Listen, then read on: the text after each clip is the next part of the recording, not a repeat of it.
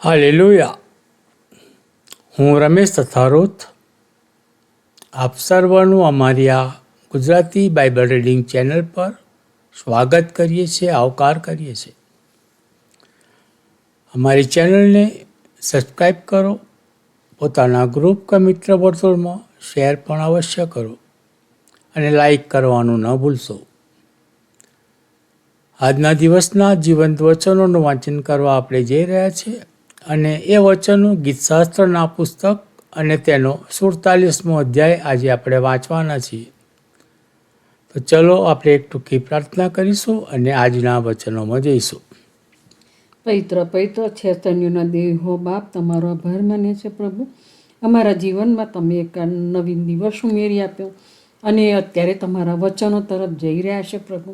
ત્યારે તમારા આશીષ અને તમારી કૃપા આપજો અને તમારા વચનો પર પુષ્કળ આશીષ અને કૃપાથી ભરજો પ્રભુ.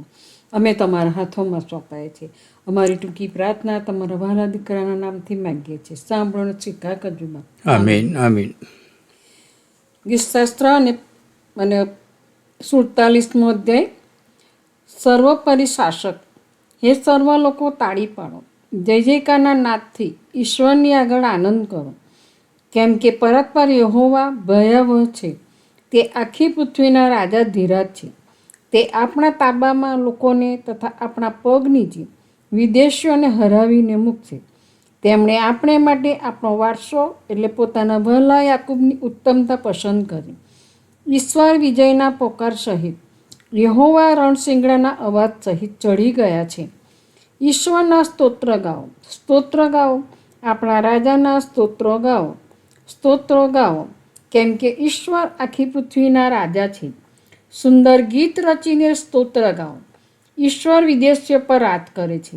ઈશ્વર પોતાના પવિત્ર સિંહાસન પર બિરાજે છે. લોકોના સરદારો એકત્ર થયા છે. ઇબ્રાહિમના ઈશ્વરના લોકોની સંગાથે તેઓ એકત્ર થયા છે. કેમ કે પૃથ્વીની સર્વ ઢાલો ઈશ્વરની છે, તે ઘણા મોટા મનાયેલા છે. પ્રભુ તેના જીવનનો વચ્ચેને પુષ્કળ આશીષ અને કૃપા આપે. પ્રાર્થના કરીએ. પવિત્ર પવિત્ર પવિત્ર સૈન્યોના દેવી યહોવા બાપ, તમારો આભાર તો ઉપકાર માનીએ છીએ કે તમે આ સમય, આ ઘડી, આ તક અમને પૂરી પાડી કે અમે તમારા જીવંત અને પવિત્ર વચનોનું વાંચન કરી શકીએ, સાંભળી શકીએ. જે સગડાઓ તમારા જીવંત વચનોનું વાંચન કરે છે, સાંભળે છે, તમામ ઉપર તમારી આશીષની વરસાદ થવા દેજો બાપ. તેઓના જીવનોને માટે જોઈતા તમામ સારાવાના તમારા અખોટ ભંડારમાંથી તેઓને મળી રહે તેવી કૃપા પણ અમે તમારી પાસે માગીએ છીએ બાપ. તેઓના કામ, નોકરી, ધંધા, રોજગારોને આશીર્વાદિત કરજો બાપ. ગરીબોની સહાયતા, મદદ કરજો. અનાથોનો નાથ બનજો. માંદાઓને સાજા કરજો અને જે કુટુંબો મરણે પ્રવેશ કર્યો હોય તેઓને તમારા આત્મિક દિલાસાથી ભરપૂર કરજો અને તેઓના આંસુ પિતા બાપ તમે લૂંટજો. પૃથ્વી પર જાત જાતના અને ભાત ભાતના રોગો છે પિતા બાપ, અને તમારા લોકો એ રોગોની અંદર સપડાઈ રહ્યા છે. ત્યારે પિતા બાપ તમને વિનંતી કરીએ કે આ તમામ રોગોને તમે દૂર કરો અને તમારા લોકોના સ્વાસ્થ્યને તમે સાચવો, સંભાળો અને તેઓ તમારા નામને માન, મહિમાને ગૌરવ આપે એવી કૃપા તમે થવા દેજો. અમારા દેશ અમેરિકાને આશીર્વાદિત કરજો. અમારા દેશના રાજનેતાઓને આશીર્વાદિત કરજો બાપ. વિશેષ પિતા બાપ, અમારા પ્રેસિડેન્ટ સાહેબને માટે અમે ખાસ વિનંતીઓ કરીએ કે તમે તમારા રક્ષક દૂતોની ફોજ તેઓની સાથેને પાસે રહો, કે શેતાન તેઓની સામે ફાવી ન જાય અને કોઈ પણ અનિષ્ટ કાર્ય તે કરી ન શકે. ત્યારે પિતા બાપ, અમારી વિનંતી તમે કાને ધરજો. તમારો આવો ખૂબ જ નજીક છે અને તેની પ્રતીતિ રૂપે અત્યારે પૃથ્વી પર ઠેક ઠેકાણે લડાઈઓ ચાલી રહી છે બાપ. પણ તમે કહ્યું છે કે તમે આ સગડું જુઓ ત્યારે ગભરાશો નહીં, પણ મારા પૂરો વિશ્વાસ રાખજો અને મારા માર્ગમાં ચાલજો. ત્યારે પિતા બાપ, અમે તમારા માર્ગોની અંદરથી ડગમગી ન જઈએ, હતાશ ન થઈએ, ગભરાઈ ન જઈએ. તેને માટે તમે બળ, બુદ્ધિ અને ડાપણથી ભરજો.